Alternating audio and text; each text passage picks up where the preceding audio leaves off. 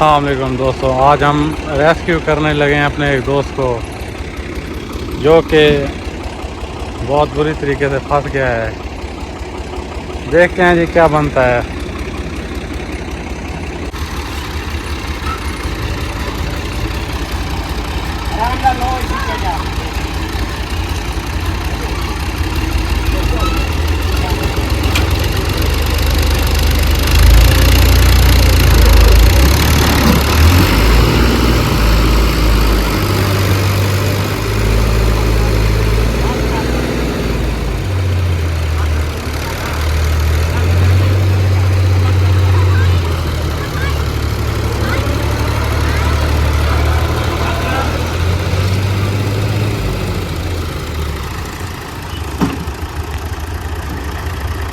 تو ایسی جگہوں پہ احتیاط کیا کریں، آپ کی گاڑی کے جتنے بھی ٹائر ہو نا، ایسی جگہوں سے کبھی نہیں گزر ہوگا۔